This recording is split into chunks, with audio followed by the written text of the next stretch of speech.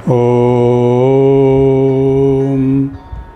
श्री कृष्णाय वासुदेवाय हरिये परमात्मने प्रणतक्लेशनाशाय गोविंदाय नमो नमः।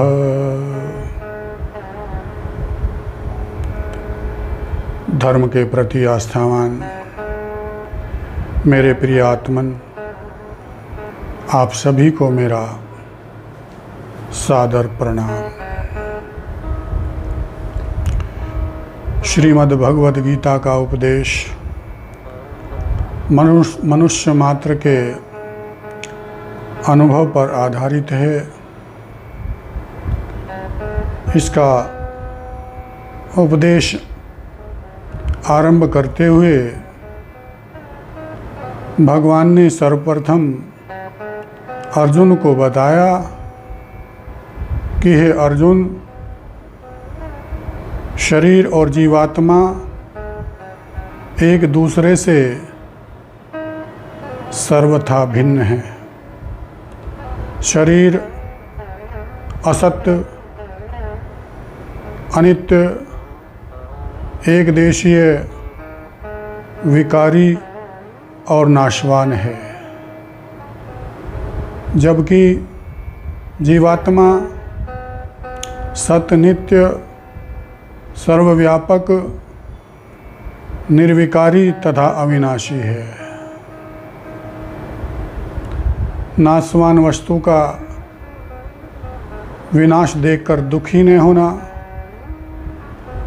और अविनाशी वस्तु की अविनाशिता को देखते हुए उसे बनाए रखने की इच्छा नहीं रखना विवेक कहलाता है।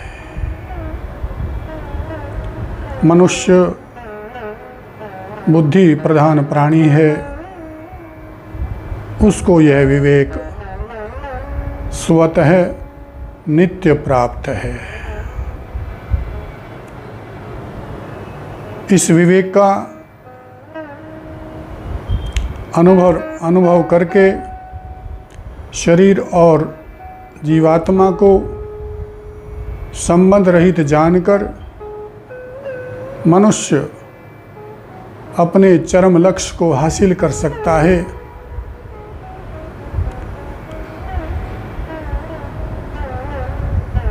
मनुष्य का चरम लक्ष्य क्या है? परमात्मा प्राप्ति ही मनुष्य का चरम लक्ष्य है।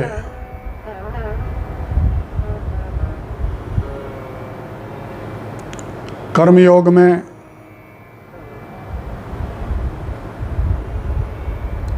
एक निश्चय वाली बुद्धि का होना परम आवश्यक है।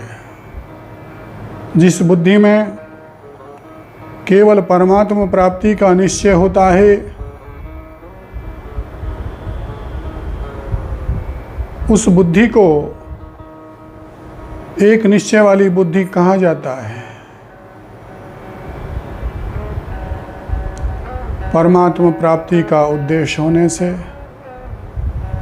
बुद्धि सम होती चली जाती है और बुद्धि सम होने से बुद्धि की विषमता मिटती चली जाती है। बुद्धि की विषमता मिटने पर साधक का शरीर संसार से संबंध विच्छेद हो जाता है और शरीर संसार से संबंध विच्छेद होने पर उसे परमात्मा प्राप्ति हो जाती है। भगवान ने दूसरे अध्याय में 47वें श्लोक में अर्जुन को बताया कि हे अर्जुन, तू कर्मयोग की सिद्धि के लिए निष्काम भावपूर्वक अपने कर्तव्य कर्मों को कर। कर्मों की सिद्धि और असिद्धि में सम रहते हुए आसक्ति रहित होकर योग में स्थित होकर संपूर्ण कर्मों को कर्ण, क्योंकि कर्मों में समता ही योग कहा जाता है। भगवान ने फिर बताया कि सकाम कर्म की अपेक्षा समता श्रेष्ठ है, क्योंकि समता में स्थित मनुष्य यहाँ जीवित अवस्था में ही शुभ और अशुभ का भली भांति त्याग कर देता है।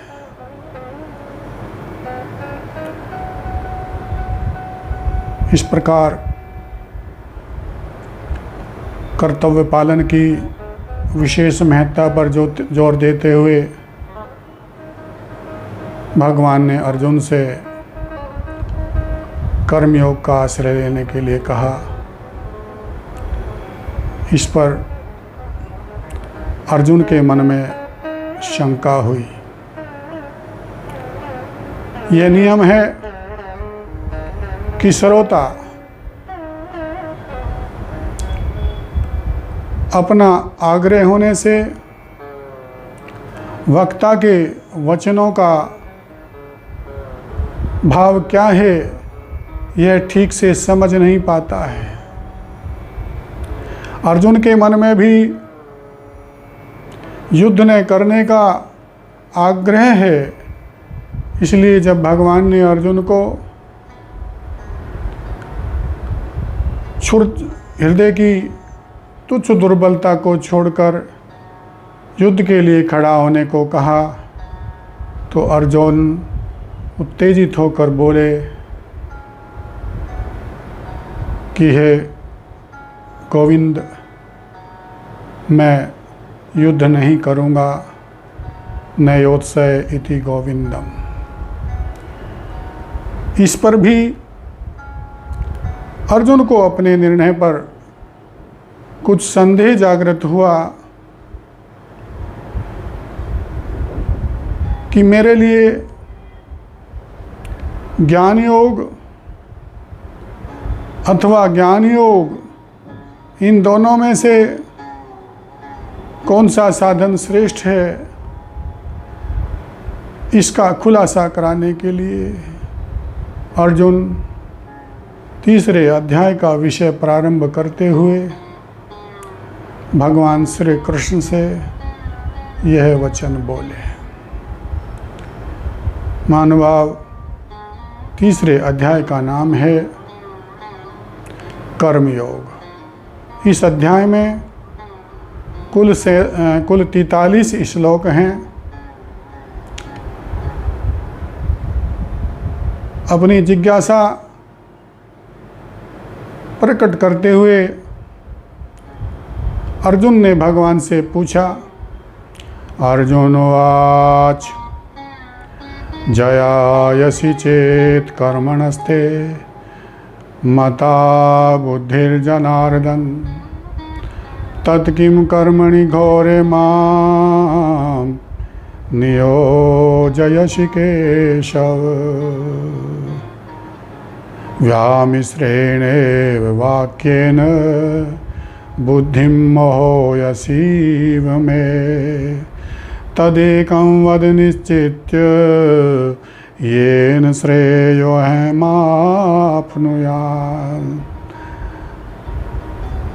अर्जुन ने भगवान से प्रश्न किया कि हे जनार्दन, यदि आप कर्म से ज्ञान को श्रेष्ठ मानते हैं तो फिर मुझे युद्ध जैसे घोर कर्म में क्यों लगाते हैं? आपके इन मिले हुए से वचनों से मेरी बुद्धि मोहित सी हो रही है, इसलिए जिससे मैं कल्याण को प्राप्त हो जाऊं वही एक बात मेरे लिए निश्चित करके कहिए। अर्जुन का प्रश्न का उत्तर देते हुए भगवान बोले, लोके अस्मिन् द्विविधा निष्ठा पुरा प्रोक्ता मया नघ ज्ञान योगेन सांख्यानां कर्मयोगेन योगिनां न कर्मणामनारम्भात् नैष्कर्म्यं पुरुषो अश्नुते न च संन्यसनादेव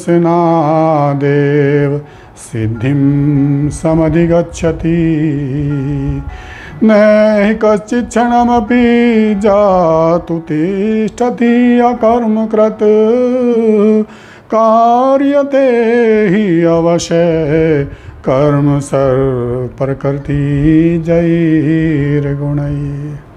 हे निष्पाप अर्जुन, इस लोक में दो प्रकार की निष्ठा मेरे द्वारा पहले भी कही गई, जिसमें ज्ञानियों की निष्ठा ज्ञान योग से और योगियों की निष्ठा कर्म योग से होती है। हे अर्जुन, मनुष्य कर्मों का आरंभ किए बिना निष्कर्मता का अनुभव नहीं कर सकता और न ही कर्मों के स्वरूप से त्याग कर देने मात्र से उसे सिद्धि ही की प्राप्ति होती है। और हे अर्जुन, कोई भी मनुष्य किसी भी अवस्था में क्षण मात्र के लिए भी कर्म किए बिना नहीं रह सकता, क्योंकि प्रकृति के परवश होने से प्रकृति जन्य गुण उससे कर्म करवा ही लेते हैं।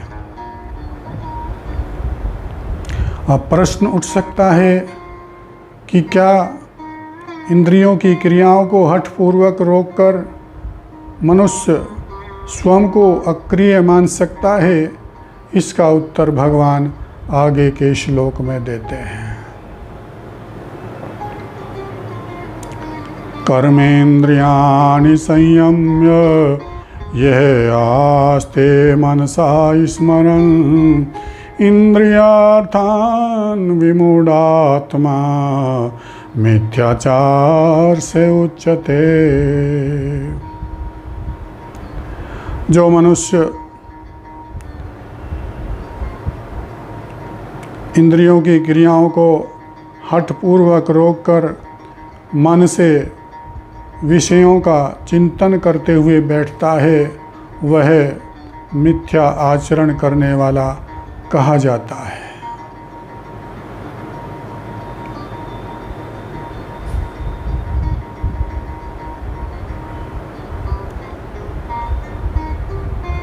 केवल कर्मों का स्वरूप से त्याग कर देने मात्र से कर्मों का वास्तविक त्याग नहीं होता। इसलिए वास्तविक त्याग क्या है, इसे भगवान आगे के श्लोक में बताते हैं। यस्तु इंद्रियाणि मनसा नियम्यारभते अर्जुन कर्मेन्द्रियाणि कर्मयोगम असक्तः स विशिष्यते। परंतु हे अर्जुन, जो मनुष्य इंद्रियों को वश में करके कर्मेंद्रियों के द्वारा आसक्ति रहित होकर कर्मयोग का आचरण करता है, वही श्रेष्ठ है। अब भगवान आगे के श्लोक में अर्जुन को शास्त्र विधि से नियत किए हुए कर्मों को करने की आज्ञा देते हैं। नियतं कुरु कर्म त्वं कर्म जयायो हि अकर्मणः शरीर यात्रा अपि च तेन प्रसिद्धयेद कर्मणः। हे अर्जुन, कर्म न करने की अपेक्षा कर्म करना श्रेष्ठ है। इसलिए तो शास्त्र विधि से नियत किए हुए अपने कर्तव्य कर्म को कर। और हे अर्जुन, कर्म किए बिना तेरा शरीर निर्वाह भी सिद्ध नहीं होगा। कर्मों से तो मनुष्य बंधता है, इसलिए कर्म बंधन से छूटने के लिए मनुष्य को क्या करना चाहिए, इसके उत्तर में भगवान आगे का श्लोक कहते हैं, यज्ञार्थात् कर्मणो अन्यत्र लोकोऽयं कर्म बंधन है। तदर्थं कर्म कौन्तेय मुक्त संग समाचर।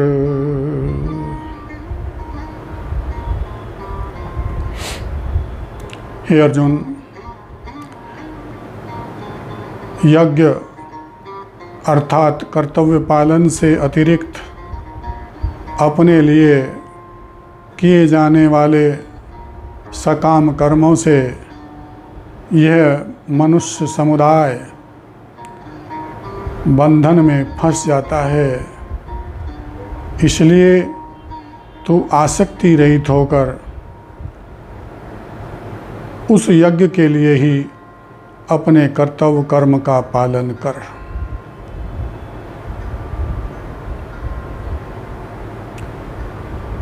यज्ञार्थ कर्मों के अतिरिक्त अपने लिए किए जाने वाले सकाम कर्म बंधन कारक हैं। इस कर्म बंधन से छूटने के लिए कर्मों का स्वरूप से त्याग कर देने मात्र से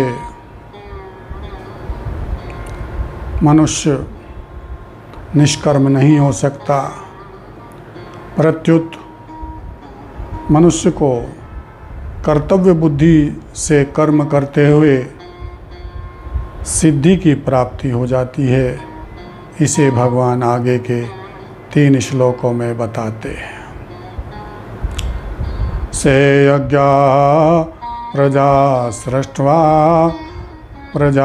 सृष्ट्वा पुरोवाच प्रजापति अनेन प्रसविष्यध्वमेश वो अस्तु इष्ट कामधुक् देवान् भाव्यतनेन ते देवा भावयन्तु वह परस्परं भावयन्त श्रेय परमावापश्यथ इष्टान् भोगान् हि वो देवा दास्यन्ते यज्ञ भाविताः तैर्दत्तान् प्रदायेभ्यो यो भुङ्क्ते इस्तेनैव सः। हे अर्जुन, सृष्टि के आरंभ में संपूर्ण प्रजा की रचना करके ब्रह्मा जी ने मनुष्यों से कहा कि हे मनुष्यों, तुम अपने कर्तव्य कर्म के द्वारा सबकी उन्नति करो और यह कर्तव्य कर्म भी तुम्हें कर्तव्य पालन की आवश्यक सामग्री देने वाला हो। वे देवता लोग भी तुम्हें अपने कर्तव्य के द्वारा उन्नत करें और तुम भी अपने कर्तव्य कर्म के द्वारा उन देवताओं को उन्नत करो। इस प्रकार एक दूसरे को उन्नत करते हुए तुम परम कल्याण को प्राप्त हो जाओगे। यज्ञ से पुष्ट हुए वे देवता लोग भी तुम लोगों को कर्तव्य पालन की आवश्यक सामग्री देते रहेंगे, परंतु उन देवताओं के द्वारा दी हुई सामग्री को जो मनुष्य अपनी और अपने लिए मानता है तथा दूसरों की सेवा में लगाए बगैर उनका स्वयं ही उपभोग करता है, वह तो चोर ही है। आगे के श्लोक में भगवान कर्तव्य पालन करने से और न करने से मनुष्य को क्या फल मिलता है इसका वर्णन करते हैं। यज्ञ शिष्टासिने संतो मुच्यन्ते सर्वकिल विषयी भुंजते ते तु अघम पापाये पचन्ति आत्मकारणात्।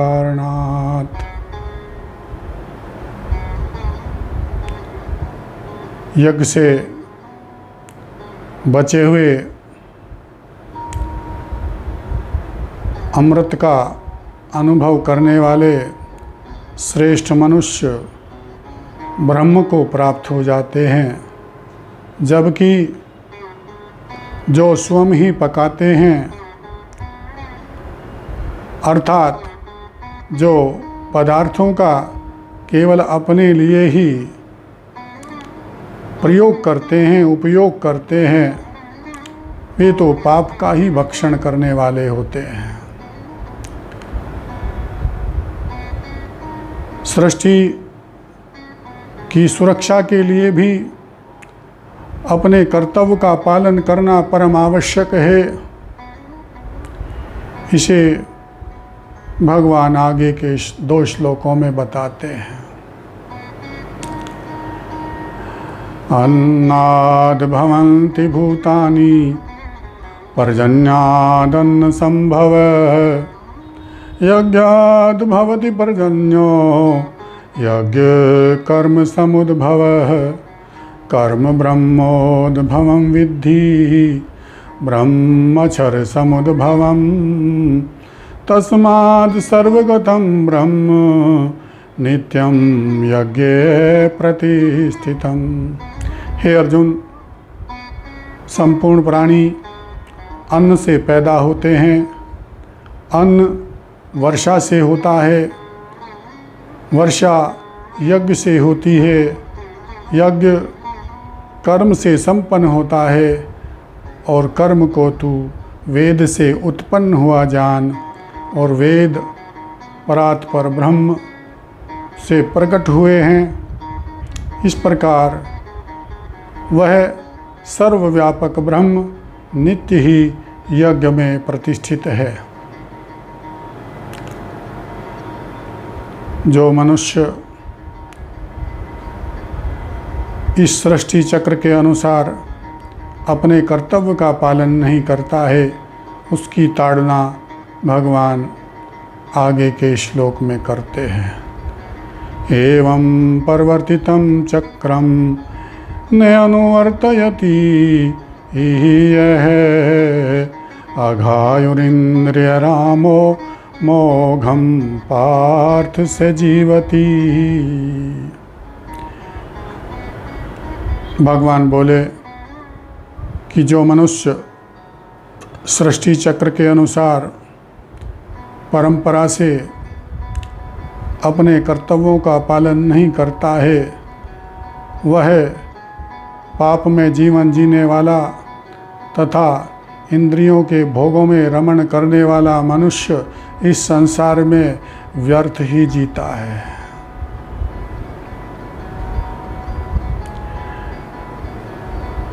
आगे के श्लोक में भगवान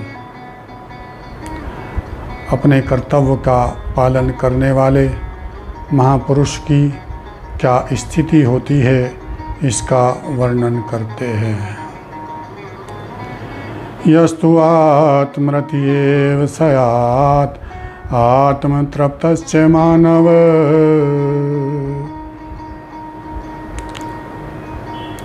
आत्मन्येव च संतुष्टः तस्य कार्यं न विद्यते नैव तस्य कृतेनर्थो न अकृते निः कश्चन न चेयस्य सर्वभूतेषु कश्चिदर्थ व्यपाश्रय।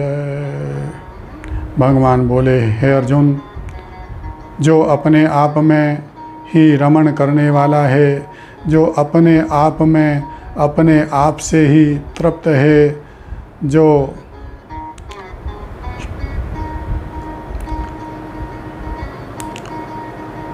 अपने आप में ही संतुष्ट है, ऐसे मनुष्य के लिए कोई कर्तव्य कर्म विद्यमान नहीं है। न तो उस मनुष्य का कुछ करने से ही कोई प्रयोजन होता है और न कुछ न करने से ही कोई प्रयोजन होता है, और उसका संपूर्ण प्राणियों में किसी भी प्राणी के साथ स्वार्थ का किंचिन मात्र भी संबंध नहीं होता। आगे के श्लोक में भगवान कर्मयोग की सिद्धि के लिए साधन बताते हैं। तस्माद् असक्तः सततं कार्यं कर्म समाचर, असक्तो हि आचरण कर्म परमाप्नोति पुरुषः। हे अर्जुन,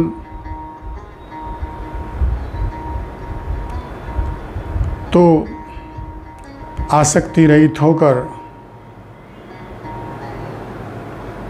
निरंतर अपने कर्तव्य कर्म का ही आचरण कर, क्योंकि आसक्ति रहित आसक्ति रहित अपने कर्तव्य कर्म को करने वाला मनुष्य परमात्मा को प्राप्त हो जाता है।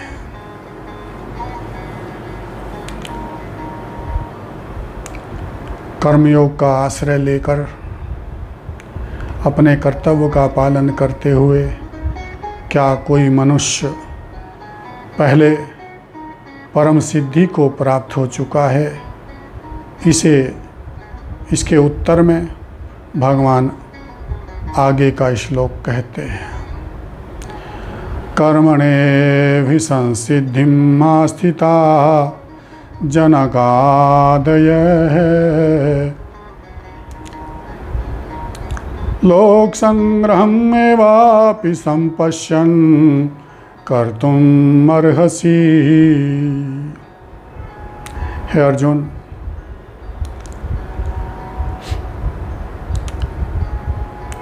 अपने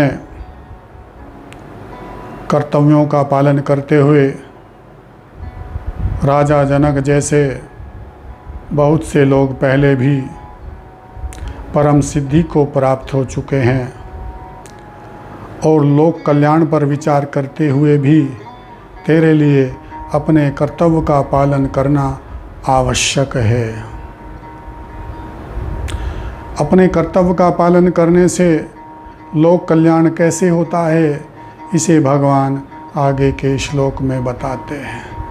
यत् यथाचरति श्रेष्ठः तत्तदेवितरो जनः, सेयत् परमाणं कुरुते लोकस्तदनुवर्तते। हे अर्जुन,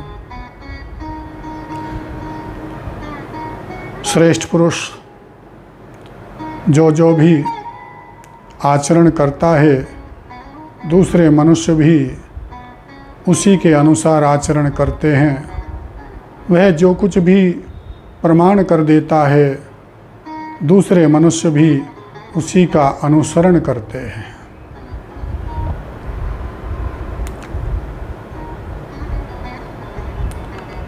प्रत्येक मनुष्य के लिए अपने कर्तव्य कर्म का पालन करना आवश्यक है। इसके लिए भगवान आगे के 3 श्लोकों में इस कथन की पुष्टि करते हैं।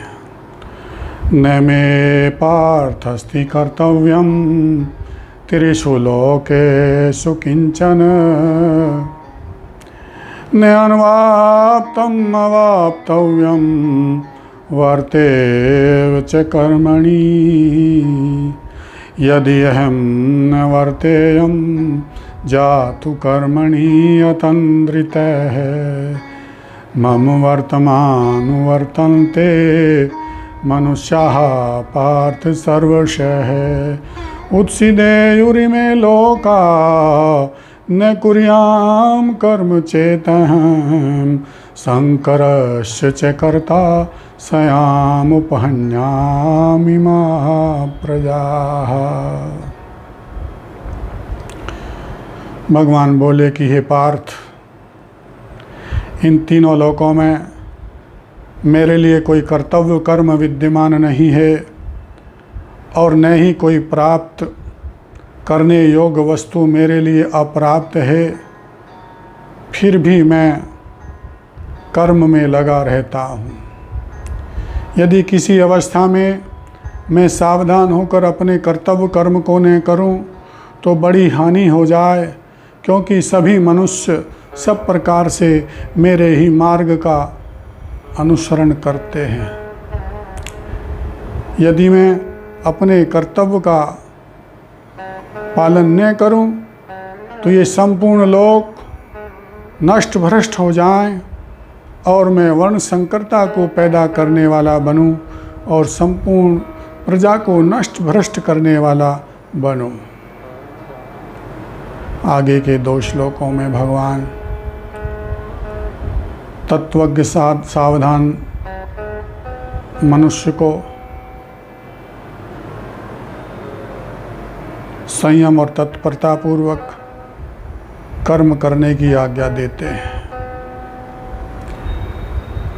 सक्ता कर्मणि अविद्वांसो यथा कुर्वन्ति भारत कुर्याद विद्वांस तथा असक्तः चिकीर्षुलोक संग्रहम्। न बुद्धिभेदं जनयेद् अज्ञानां कर्म संगिनां जोषयेद् सर्वकर्माणि विद्वान् युक्तः समाचरन्। हे अर्जुन, जैसे कर्मों में आसक्त मनुष्य संपूर्ण कर्मों को करते हैं, तत्वज्ञ सावधान महापुरुष को भी कर्मों को लोक कल्याण के इच्छा रखते हुए सावधानी पूर्वक करना चाहिए। उस तत्वज्ञ महापुरुष को अज्ञानी मनुष्यों की बुद्धि में भेद पैदा नहीं करना चाहिए, बल्कि उनसे भी कर्मों को वैसे ही करवाए जैसे वह स्वयं निष्काम भाव पूर्वक होकर करता है।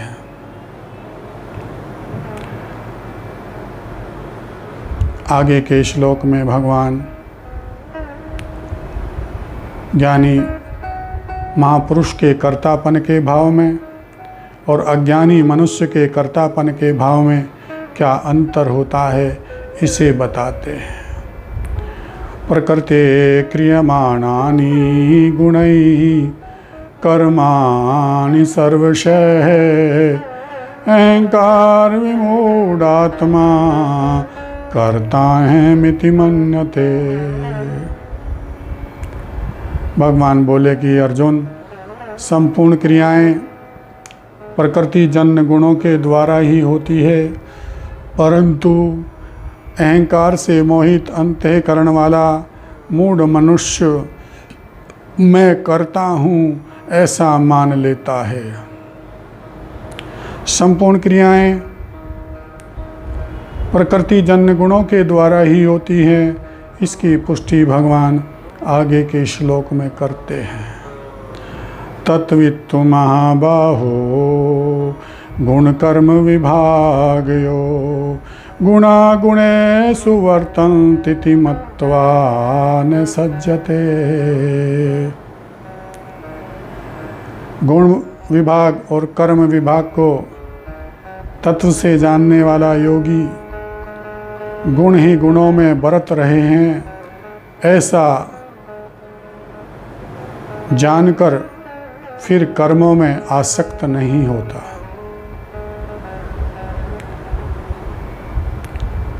आगे के श्लोक में भगवान ज्ञानी महापुरुष के द्वारा अज्ञानियों को विचलित न करने की आज्ञा देते हैं। प्रकृतेर्गुण सम्मूढ़ा सज्जन्ते गुण कर्मसु तान कृत्संविदो मंदान कृत्संविद न विचालयेत। भगवान बोले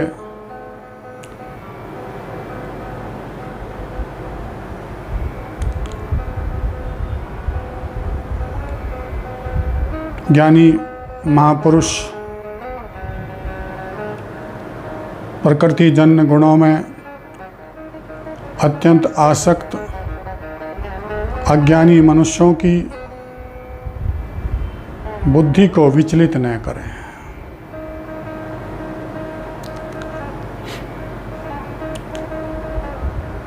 जिससे मनुष्य बंधन में फंस जाता है, उस कर्म और कर्म फल की आसक्ति से छूटने के लिए भगवान आगे के श्लोक में उपाय बताते हैं। मयि सर्वाणि कर्माणि संन्यस्य अध्यात्मचेतसा निराशीर्निर्ममो भूत्वा युद्धस्व विगत ज्वरः। हे अर्जुन, तू विवेकवती बुद्धि के द्वारा संपूर्ण कर्मों को मेरे अर्पण करके आशा रहित, ममता रहित और संताप रहित होकर के युद्ध रूप अपने कर्तव्य कर्म को कर।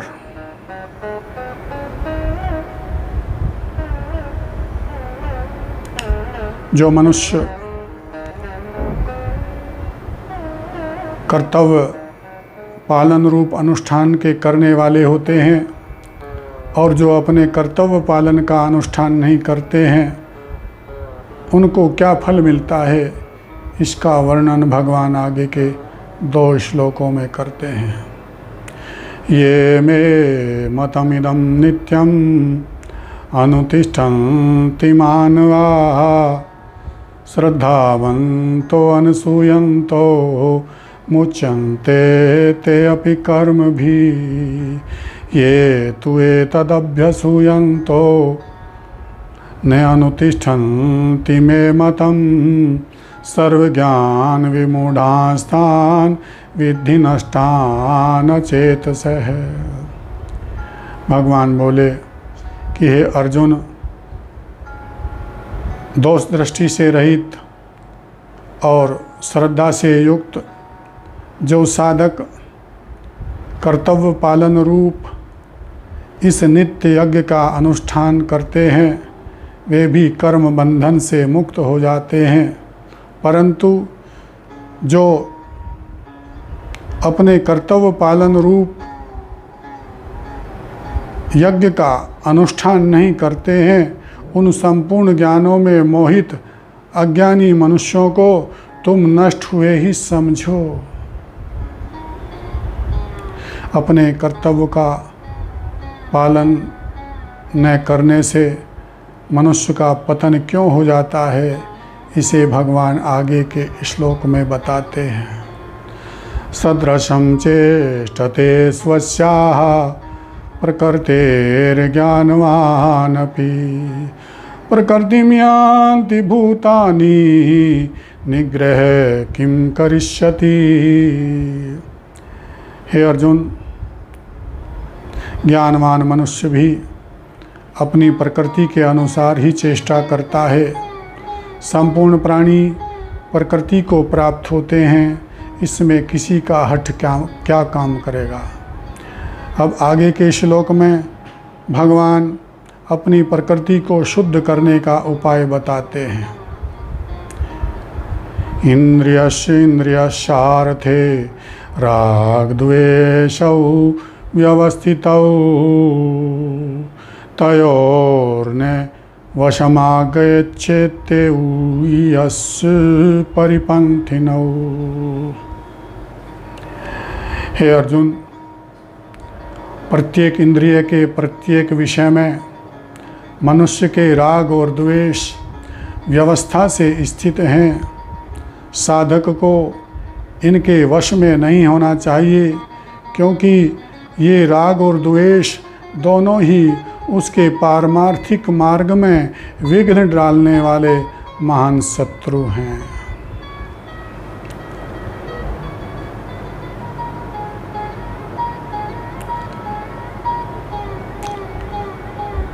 राग द्वेष के वश में न होकर मनुष्य को क्या करना चाहिए और क्या नहीं करना चाहिए, इसे भगवान आगे के श्लोक में बताते हैं।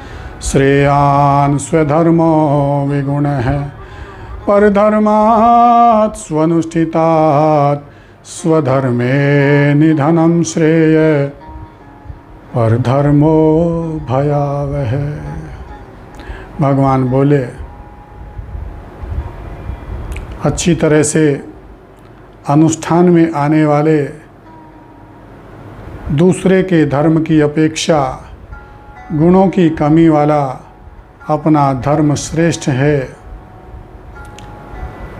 अपने धर्म में तो मरना भी कल्याणकारक है, जबकि दूसरे का धर्म तो भय देने वाला ही है। स्वधर्म कल्याणकारक है, इसे जानते हुए भी मनुष्य पाप में क्यों प्रवृत्त होता है। अर्जुन भगवान से आगे के श्लोक में यही प्रश्न करते हैं। अत केन प्रयुक्तो अयम पापम चरति पुरुषः अनिच्छन्नपि वार्ष्णेय बलादिविनियोजित। हे वार्ष्णेय,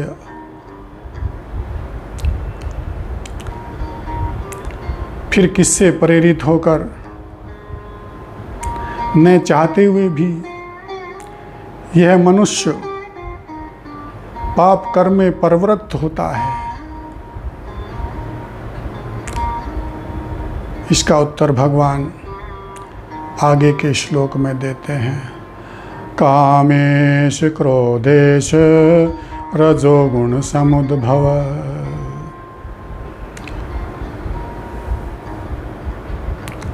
महाशनो महापापमा विद्येनं हि वैरिणं धूमेनाव्रियते वह्निर्यथा आदर्शो मलेन च। यथा धूमेन यथा उल्बेन आवृतो गर्भस्तथा तेनिदम् आवृतम्।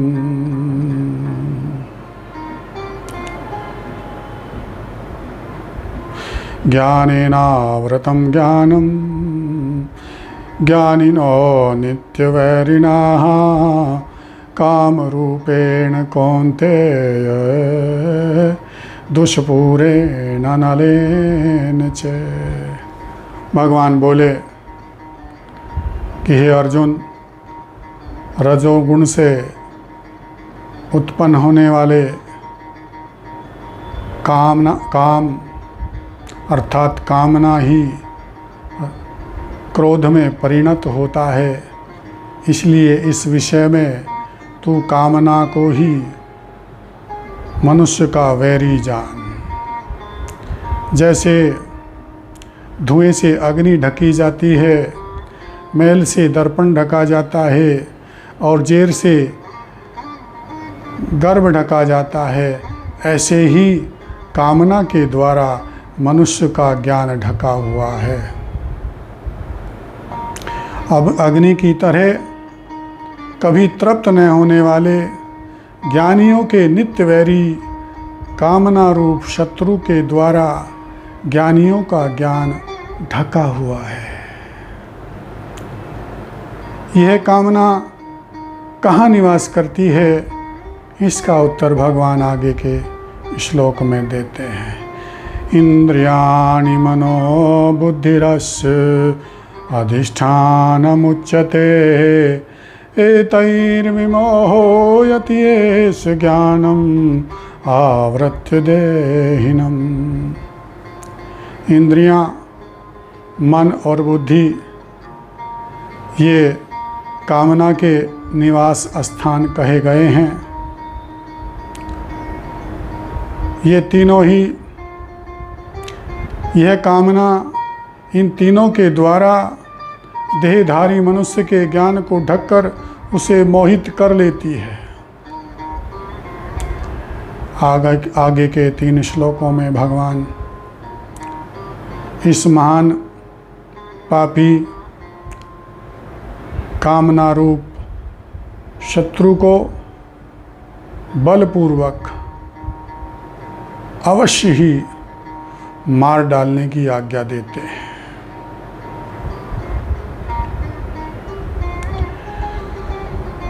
तस्मात् त्वमिन्द्रियाणि आदौ नियम्य भर्तर्षभ पापमानं प्रजहीह्येनं ज्ञान विज्ञान नाशनम् इंद्रियाणि पराणि राहुरिन्द्रियेभ्य परं मनः मनसस्तु परा बुद्धिर्यो बुद्धे परतस्तु सः एवं बुद्धे परं बुद्ध्वा संस्तभ्य आत्मानं आत्मनः जहि शत्रुं महाबाहो कामरूपं दुरासदम्। भगवान बोले कि अर्जुन, तू सबसे पहले इंद्रियों को वश में करके इस ज्ञान विज्ञान का नाश करने वाले महान पापी कामना रूप शत्रु को मार डाल। स्थूल शरीर से इंद्रियां पर हैं, इंद्रियों से पर मन है, मन से पर बुद्धि है और बुद्धि से भी पर वह काम है। इस प्रकार बुद्धि से भी पर कामना को जानकर अपने आप से अपने आप को वश में करके, हे अर्जुन, तू इस दुर्जय शत्रु को अर्थात कामना रूप दुर्जय शत्रु को अवश्य ही बलपूर्वक मार डाल। ओम तत्सदिति श्रीमद्भगवद्गीतासु उपनिषत्सु ब्रह्म विद्यायां योगशास्त्रे कृष्णार्जुन संवादे कर्मयोगो नाम 3 अध्याय। ओम तत्सत। इन भगवान नामों के उच्चारण के साथ उपनिषद स्वरूप ब्रह्म विद्या योग शास्त्र श्रीमद् भगवद गीता में कर्मयोग नामक अध्याय संपन्न होता है। प्रेम से बोलिए जय श्री कृष्ण, जय श्री कृष्ण।